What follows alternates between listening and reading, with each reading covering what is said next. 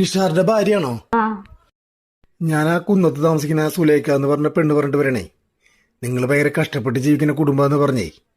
കഷ്ടപ്പെട്ട് ജീവിക്കാന്ന് അവള് പറഞ്ഞ. അവൾക്ക് ഇതന്നെ പണി, ഞങ്ങളെ പറ്റി അനാവശ്യം പറയില്ലേ. ഇത് വാടക വീടാണോ? ആ ഇതവളെന്നെ പറഞ്ഞേ. ഞങ്ങള് വാടക വീട്ടിലാണ്, ഞങ്ങള് വാടക കൊടുക്കാൻ പൈസ ഇല്ലാണ്ട് ബുദ്ധിമുട്ടി ജീവിക്കാന്ന് അവള് പറഞ്ഞ. അന്നൊരു കാര്യം നിങ്ങൾ കേട്ടോ, ഞങ്ങളുടെ വീട്ടിലെ TV ഉണ്ട്, ഫ്രിഡ്ജ് ഉണ്ട്, വാഷിംഗ് മെഷീൻ ഉണ്ട്.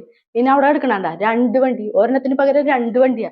പിന്നെ ഇത് നോക്കിയേ, 5 പവന്റെ മാല 2 ദിവസം മുന്നേ മേടിച്ചിട്ടുള്ളോ. അല്ല, ഇതൊക്കെ തന്നെ അവളോട് ചോദിക്കേണ്ട ആവശ്യം നിങ്ങക്ക്?